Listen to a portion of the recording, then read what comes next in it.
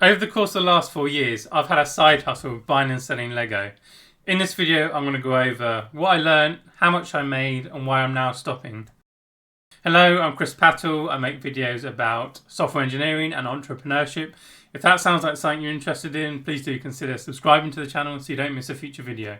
Right, now if I can just start by rewinding a bit and taking you back to my childhood. So when I was younger, I really loved Lego. It was very big in my household, and every year there are always Lego sets under the tree at Christmas time. This is a picture of me holding said Lego, and this is another picture of me at Legoland Windsor in the UK. But like most children, as I got older, I kind of grew out of the hobby and became more interested in video games and things like that. However, one day in my late 20s, I found myself wandering down the toy section in my local supermarket, and on a complete whim, I ended up buying a Star Wars set 75136 if you're interested, and this was really the moment that kind of reignited my passion for Lego. As I got back into Lego and I fell deep and deeper down that rabbit hole, I started to realise that sets that I'd missed out on were now worth like 2 to 3 times their original retail price that Lego was selling them for. And here's the thing, once a Lego set has retired, meaning that Lego no longer makes it, they don't ever bring that back, so some of these sets can become extremely sought after. Take the Star Wars Cloud City set as a prime example here.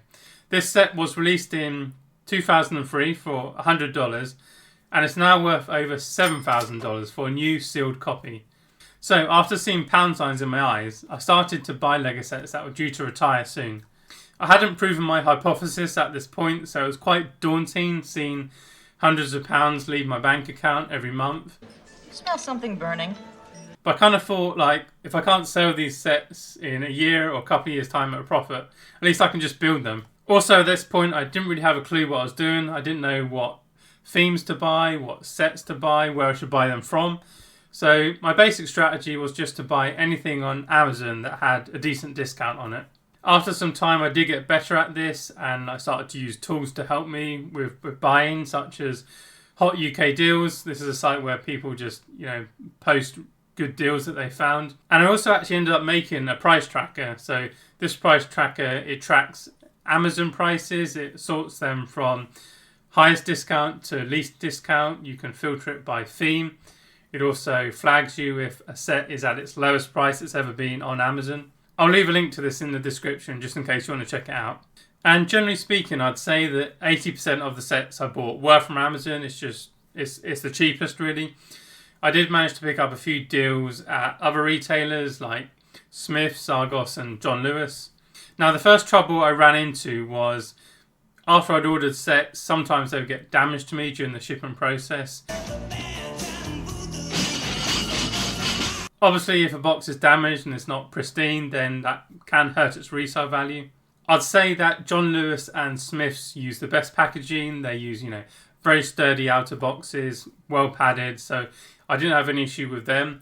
Amazon is generally okay. Their boxes can be a little bit more flimsy, but on the whole it was fine. But hands down, Argos is the worst when it comes to shipping. I'm pretty sure they drop it multiple times during the process of bringing it from the warehouse to the front till. If you're thinking about buying Lego, I would avoid them personally. Pretty much everything I bought from them was damaged in some way. Sometimes only minor, but sometimes majorly. Plus they do put stickers on the boxes and you have to kind of carefully peel those off. So yeah, not ideal. After a couple of months of buying Lego, one of the problems I ran into was just space really. Lego boxes can be pretty big, and I don't live in a mansion, so they were very quickly taking up any free storage space I had in my house. Plus you do have to be quite careful about how you store them. Things like they can't be in contact with direct sunlight because the boxes will fade. Plus I do live with 2 cats who like to destroy everything in their path. Really? I often caught them nibbling at the corners of boxes. That's bad for business.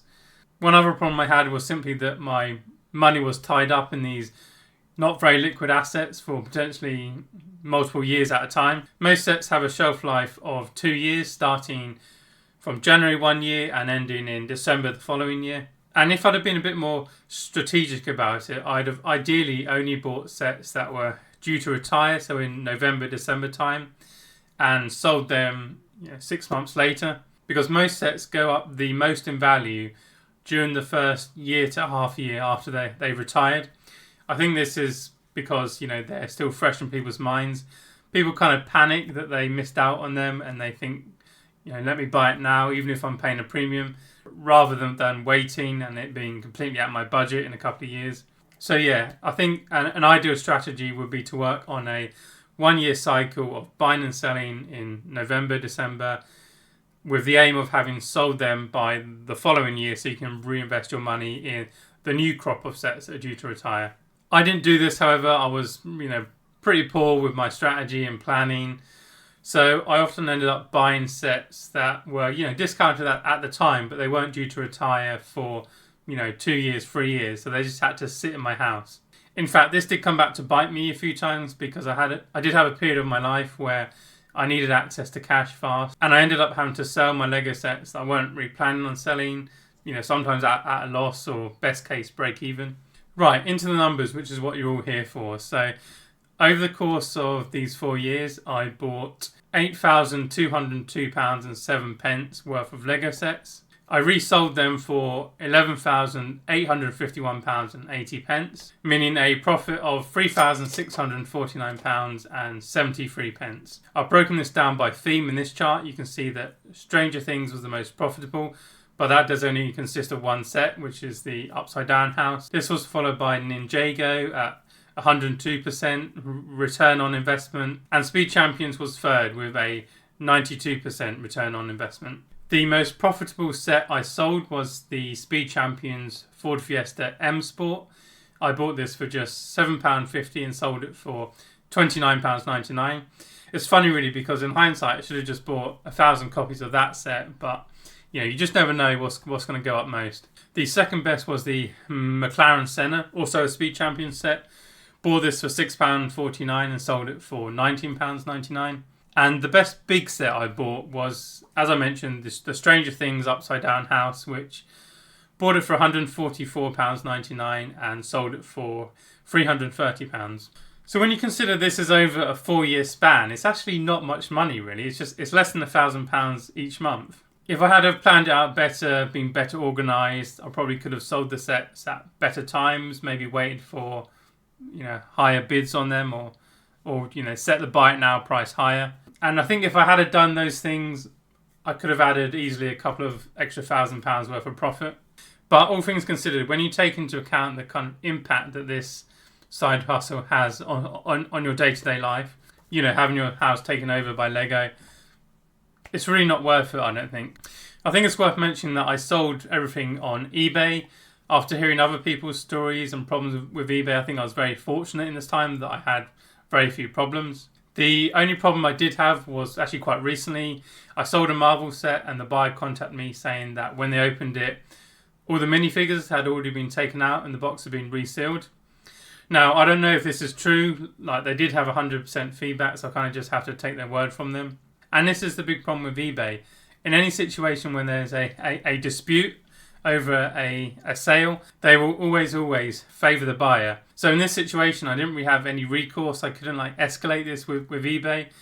My only option was to give a full refund or ask them to send it back. So I just had to, issue the refund and just deal with it, basically. In fact, this is actually one of the reasons why I've stopped buying Lego now, because there's just no way to verify the contents of a box. And from what I've seen on Reddit, this kind of fraud is becoming a lot more commonplace, where someone will go to a store, buy a set, take it home, very skillfully open it, take out all the expensive minifigures and parts, and then reseal it and take it back for a full refund.